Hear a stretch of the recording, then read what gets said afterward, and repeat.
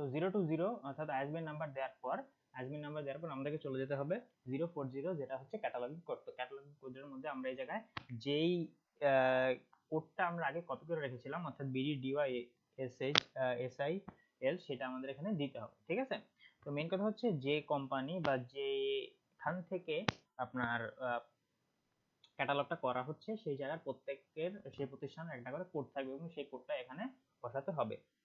এখন আমরা যেহেতু নিজেরা প্রথমবারের মতো এখানে এন্ট্রি করছি, অর্থাৎ ফ্রেশ এন্ট্রি করতেছি, সেজন্য এই জায়গায় আমরা কি করতে হবে, আমরা যেহেতু নিজেরাই আমাদেরকে ক্যাটালগিং কোডটা, ঠিক আছে, আমরা নিজেরাই ক্যাটালগিং করতেছি নিজের থেকে নতুন একটা, সেজন্য আমরা এই জায়গায় এই কোডটা দিয়ে দিব। ঠিক আছে, ক্যাটালগিং এজেন্সির কোড। এখন আপনাদের যখন কোনো কাজ করতে গিয়ে যখন যদি মনে করেন আপনি আমাদের ঢাকা ইউনিভার্সিটি লাইব্রেরির বাইরে অন্য কোনো জায়গায় কোথাতে কাজ করতে যান, তবে এই সেই প্রতিষ্ঠানের কোডটা এই জায়গায় বসবে। ঠিক আছে, তো এরপর হচ্ছে ট্রান্সক্রাইবিং এজেন্সিও যারা ক্যাটালগ করতেছে সেই প্রতিষ্ঠান, অর্থাৎ এই জায়গায় যেহেতু আমরা করতেছি এবং আমাদের কোডটা হচ্ছে BDUISL, সেটা আমরা এখানে বসাই দিব। ঠিক আছে, তবে এখানে একটা জিনিস জানার মতো বিষয়টা হচ্ছে এই যে জায়গায় মডিফাইং এজেন্সি আছে, আমরা এবার কি গতবার তো মডিফাইং এজেন্সি দিয়েছিলাম, এবার কি মডিফাইং এজেন্সি দিব?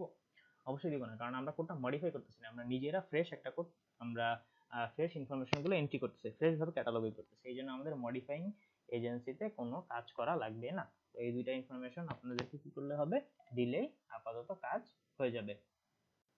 তো ক্যাটালগিং সোর্সের পরে আমাদের কাছে যে জিনিসটা অ্যাড করতে হবে সেটা হচ্ছে আমাদেরকে এই জায়গায় 082 ডিও ডেসিমাল ক্লাসিফিকেশন নাম্বার। তো এই জায়গার মধ্যে যে ক্লাসিফিকেশন এডিশন নাম্বার দেওয়া আছে সেটা খেয়াল রাখতে হবে, এটা কিন্তু ডিডিসির কোন এডিশন অনুসারে ক্লাসিফিকেশন করা হচ্ছে সেটা, অর্থাৎ 22 নাকি 23, এখানে বইয়ের এডিশন না, কিন্তু এটা হচ্ছে ডিডিসির এডিশন। তো ডিডিসির কত নম্বর এডিশন চলতেছে, 23 নম্বর এডিশন চলতেছে। ঠিক আছে, এরপর হচ্ছে ক্লাসিফিকেশন নাম্বার, এখানে বইয়ের প্লেন ক্লাসিফিকেশন নাম্বার দেওয়া হবে, কোনো ধরনের অথরমার্ক কাটার ফলে কিছু দেওয়া যাবে না।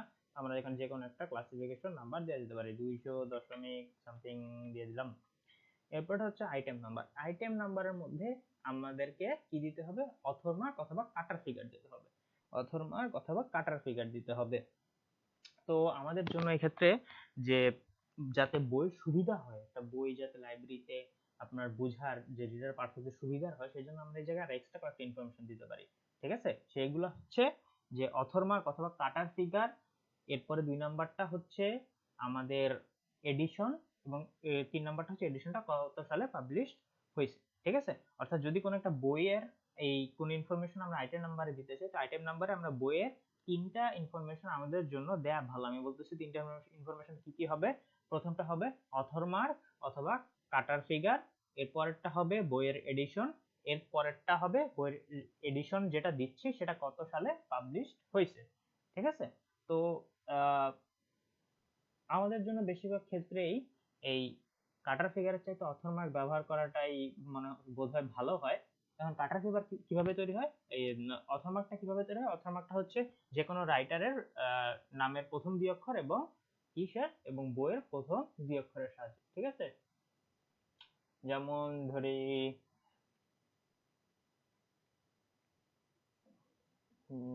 এই একটা বইয়ের নাম ধরা যায় যে a passage two learning English. ঠিক আছে, এ প্যাসেজ টু লার্নিং ইংলিশের মধ্যে আমাদের বইয়ের রাইটার হচ্ছে এস.এম. জাকির হোসেন। তো এই বইয়ের যে সেটা এই অথর মার্ক হবে সেটা হবে রাইটারের প্রথম নামের প্রথম 2 অক্ষর, এটা হচ্ছে এস.এম. এরপরটা হবে বইয়ের প্রথম ওয়ার্ড, যেহেতু আমরা আর্টিকেল বাদ দিই তাহলে পি দিলাম। ঠিক আছে, এস.এম.পি হবে, তাহলে আমাদের কি বলেন তো, অথর মার্ক। এরপরে আমরা যে 3টা ইনফরমেশন দিচ্ছি সেই ইনফরমেশন গুলো স্পেস দিয়ে কি করা হবে বলেন তো, আলাদা করা হবে। তো আমি একটা স্পেস দিয়ে নিলাম। এরপরে দিব আমরা কোন এডিশন, তো আমরা ধরি এটা হচ্ছে 4th এডিশন।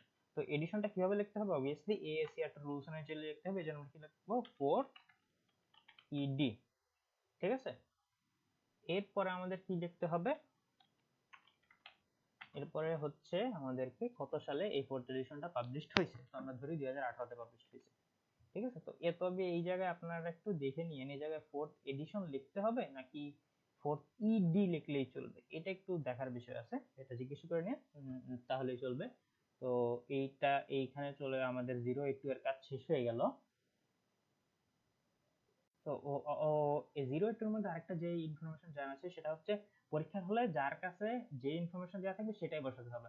অর্থাৎ এই যে কারো কাছে যে যদি অথর মার্ক দেওয়া থাকে তবে সেই জায়গায় অথর মার্ক বসাবে, কারো কাছে যদি কাটার ফিগার দেওয়া থাকবে সেই জায়গায় কাটার ফিগার বসাবে, ঠিক আছে? এটা নিয়ে ঝামেলা করার কিছুই নাই। তবে এর মাঝখানে আরেকটা বিষয় হচ্ছে এই জায়গায় যে এই অথর মার্ক অথবা কাটার ফিগারটা হচ্ছে আপনার মেইন ইনফরমেশন, আর বাকি যে দুইটা আছে এডিশন এবং এডিশন পাবলিশিং ইয়ার, সেই দুইটা না দিলেও চলবে, ঠিক আছে? তবে পরীক্ষার হলে অথর মার্ক বা কাটার ফিগার যেটাই থাকুক সেটা এখানে আপনি বসায় দিবেন। ওকে, একটা এক্সট্রা ইনফরমেশন, আমাদের বইয়ের যে স্পাইন লেভেলে যেসব ইনফরমেশন গুলো থাকে সেটা হচ্ছে এই ইনফরমেশন গুলাই, ঠিক আছে? তো আমরা এই জায়গায় যে ইনফরমেশন গুলো দিব সেই ইনফরমেশন গুলাই অ্যাকচুয়ালি বইয়ের স্পাইন লেভেলে আপনার কি হবে, প্রদর্শন করা হবে। অর্থাৎ আমরা যে এসএমপি 4th এডিশন 2018 দিলাম সেটা হচ্ছে অ্যাকচুয়ালি বইয়ের এই স্পাইনের মধ্যে প্রিন্ট করা অবস্থায় থাকে। আরেকটা ইনফরমেশন হচ্ছে কোনো ইউজার যদি যখন ওপিক দিয়ে বইটা সার্চ করবে তবে সে এই দুইটা ইনফরমেশন দেখবে, এই জায়গায় যে ক্লাসিফিকেশন নাম্বার এবং আইটেম নাম্বার, তার কাছে কিন্তু এডিশন নাম্বার 23 ডিডিসি এডিশনটা প্রদর্শন করা হবে না। তো এই ছিল আমাদের এই জায়গায় 000 এর কাহিনী। কারো যদি কোনো কোশ্চেন থাকে তাহলে করতে পারেন। আমি দুই এক জায়গা এবার আসলে রেকর্ডিং এর সময় ঝামেলায় পড়ছিলাম, তো কোনো ঝামেলা যদি মনে করেন যে এই জায়গায় বুঝতে পারি নাই বা এই জায়গায় খাপছাড়া হয়ে গেছে তাহলে জানেন। ওকে, এই পর্যন্ত আমাদের 0 0 কাজ শেষ, এর পরের ক্লাসে আমরা বাকিটা কমপ্লিট করে দেব।